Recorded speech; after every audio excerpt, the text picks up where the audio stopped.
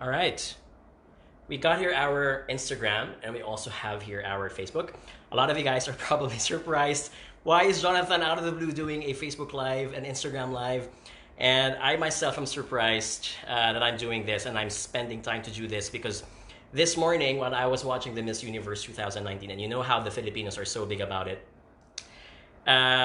it really moved me so much when I think that our candidate from the Philippines, Gazini Ganados, didn't make it through because of the simple fact, and if you look at YouTube comments right now, you ask a lot of people, it was simply because her nerves got the best of her. And she wasn't able to deliver what she wanted to say in the most confident and convincing way that would allow her to go to the next round.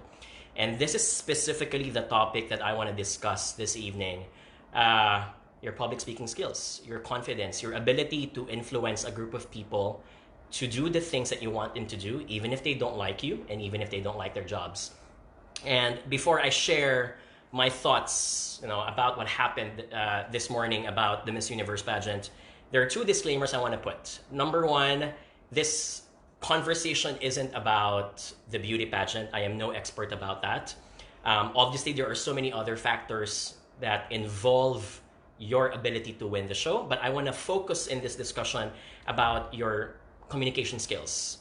And that is very important because the Miss Universe format has now changed, in which before you even get to proceed to the evening gown or to the swimwear round, you have to show your communication skills. They added an additional round where you have to give your opening statement. So if you want your next candidates to step up, they have to be good in communication skills from the very start. So that's one. I'm going to focus on that.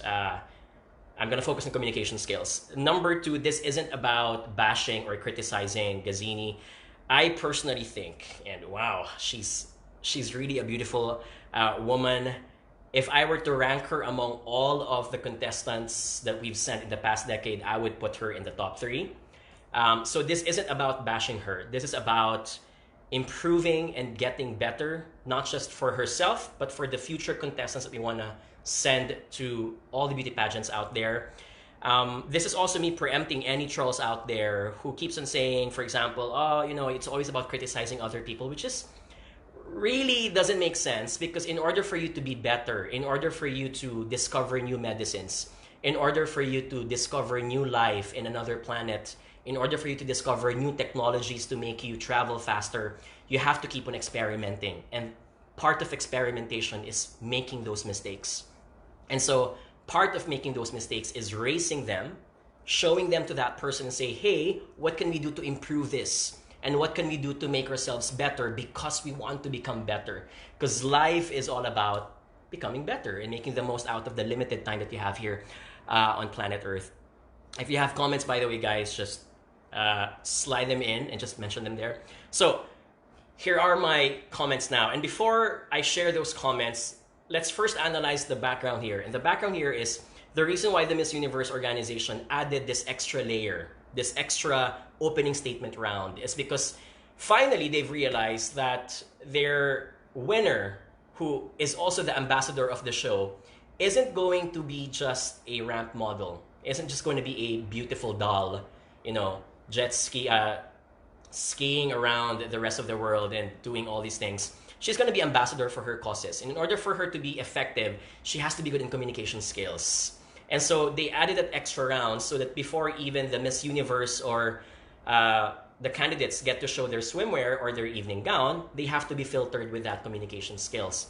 And unfortunately, this is what happens to many of the girls. They're very beautiful. They look good on Instagram. They have great bodies, but they don't know how to influence the audience. So I think this is very important for any beauty pageant. And it's great that Miss Universe is adding this. Now, when you look at Gazini now and you look at the other girls, two key elements here.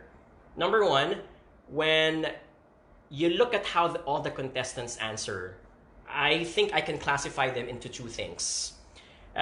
Number one, there are girls who answer the question impromptu, meaning as their mind goes along, their mouth speaks, and whatever comes into their mind, they're able to deliver it.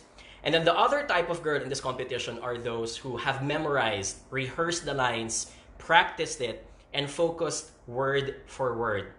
If you also notice, guys, the girls who made it through the next round are those who are more impromptu, who are more delivering it as they speak. And the reason for this is because we want to see the personality come out from a lot of the contestants. We want to see spontaneity. We want to see their ability to answer in times of ambiguity.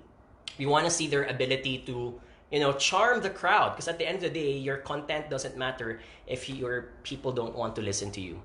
And if I were to classify Gazini in this case, she would fall under that other category wherein, unfortunately, and don't get me wrong, rehearsing and practicing your lines is very important. I would bet all of the girls in that competition knew exactly what they had to say. The only difference is some of the girls delivered it more natural and some girls delivered it like a canned or robotic statement. And unfortunately, our candidate fell under that category. So I have here a screen just to show you guys, bit by bit, because this is something that we can all relate in the corporate world. When you make your presentations, your pitch, your meetings, you can always relate to how we speak. And I want you guys to pinpoint, do I speak like that when I present in front of my boss? Do I speak like this in front of my clients, for example? So I have here my YouTube. I'm sorry, guys, this might have some shiny, but I'm going to show how Gazini answered her opening statement. And we're going to do it bit by bit. All right? So, good smile. Very good. The world is aging, and my grandparents raised me, and I've worked in an organization that was supporting for elderly care. I learned then, I realized First that stutter. there's this stigma between ageism, poverty, exclusivity, and invincibility. Second stutter. And a long pause. For us to remember that they were the ones who paved the way for us. And we should reciprocate that love, and no one should ever be left behind. Thank you. All right. Very good ending, though. Now, here's my problem with that. When you have an audience, and if it's a one-on-one audience, just you and your Tinder date, just you and your boss, eye contact matters. But when your audience is big, you have to make sure that your eyes get to be spread across that big hall, that big function room. And unfortunately, when you recall, and you guys can go to YouTube to check this again, Gazini's eyes were focused only on one part, and she was even stooping down. That alone already gives you an idea that she was trying to remember word for word what her answer was. So she was fixated. Number two, you will also notice that the way she speaks and the way she stutters and the way she tries to splice her phrases and sentences, you already have an idea how she was memorizing this, and she was delivering it out of what she rehearsed prior to the pageant. And this is no rocket science, guys. Your audience will obviously understand and will also know the moment you start speaking in a canned robotic manner. And in this case hello, a lot of people are finally going online. The problem with this, in my case, in the case of Gazini, is that robotic tone, that memorization, forced her to fixate word for word. And therefore, the moment she forgot one word, I'm sure at that moment she forgot one word, she started to panic. She started to have some jitters in her minds. And everything, her confidence, what she remembers, everything falls down in the end. And that's really a sad thing. And this is the reason why I would always highly encourage folks, when you're trying to deliver a speech, don't memorize it line by line. Memorize the essence of what you're talking about. In this case, Gazini's issue was about, I was raised by my grandparents, and unfortunately, while our grandparents grant us all of our wishes, we always take them for granted. And how I wish that this invisible, unsung heroes are more appreciated in daily life. Now, that's me, obviously, who's delivering that line. But what I would wish Gazini would do in the future, in her future speeches, our future candidates, is to stick to the essence of the message and deliver it naturally, as if you were just speaking to a friend. As if you were just delivering it to someone that you've known for the longest time. I know it's easier said than done, but this is the reason why, at the end of the day, it just falters. So that's the second one. The third one, which I think is also very important, the competition misleads us to think that all of the opening statements have to be about causes, advocacies. You know, when Catriona did it last year, she talked about her advocacy in Tondo, Manila.